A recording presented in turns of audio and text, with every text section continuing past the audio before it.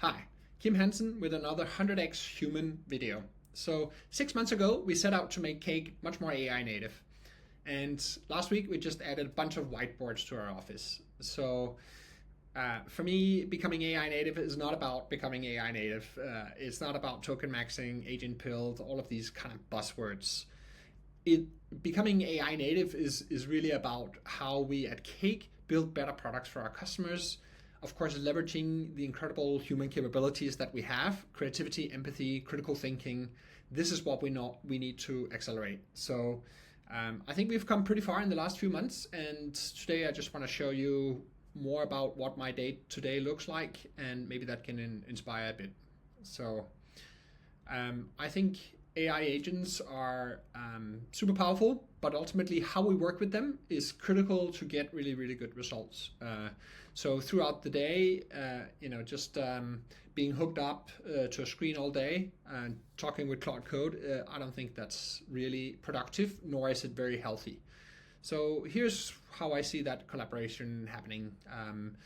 Typically, you will do some steering, so making sure you are the one who has the good opinions on what the work is the agents are doing for you. And again, all the context files, as I've showed earlier, is really there to steer it. And from time to time, you can go in and be the critical decision maker. So you're not asking the agents to make the decisions. You are the critical thinker as a human being. Other times you might be kind of brainstorming, or you can call it co-piloting with a bunch of Cloud Code terminals or agents. So that's another kind of mode where you can kind of be amplified in your thinking.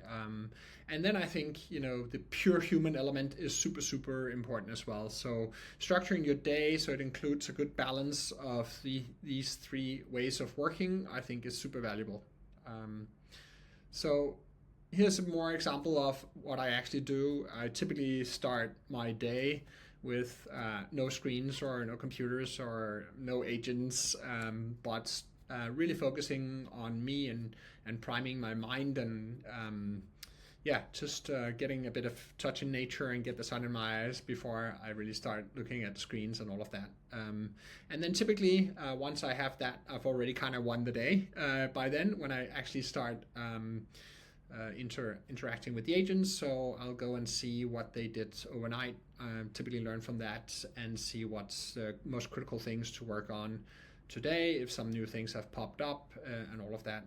One small example of that is I have this kind of crew, which is basically a bunch of agents running, and I have a chief of staff that will go and check in with various agents. That there's a go-to-market coach, there's a strategic advisor, there's an OKR pulse. So these are the agents that I actually have. This information is dummy information, but it will kind of tap into the context files, whatever work it's done overnight, and look at the latest data. So I always kind of know what's going on. So that's super helpful to already know, okay, here's a bit more, some things that need more that a critical eye on them this today, and here are things that are going fine, so I don't really have to worry about that. And then straight after that, I'll go into what I call kind of deep work, which is, I think, where I'm the most creative, and I like to dive into the hard things and have less meetings there. I might co-pilot a little bit or not, but typically I'll do some real thinking there. And then as the day transitions, I might have a little break in the middle of the day, go for a walk, get away from the screens, and then in the early afternoon, a bit of co-piloting with some agents, and then typically interacting with the team, and that's where we love to do whiteboards or go for a walk around the lake, or having other types of meetings and interacting with people. And then at the end of the day, typically we'll just adjust the agents, see what they can do overnight, so we can wake up and already have done some great stuff throughout the night. So yeah, I think this is a good sign that for us, we're doing the right things. We're adding more AI agents, and ultimately the more we can free up people to be more human, that's a great result. So I'm happy with seeing that we're buying whiteboards and installing that.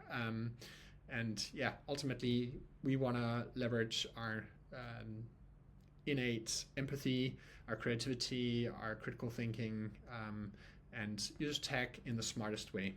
So yeah, that's it for me. Good luck out there.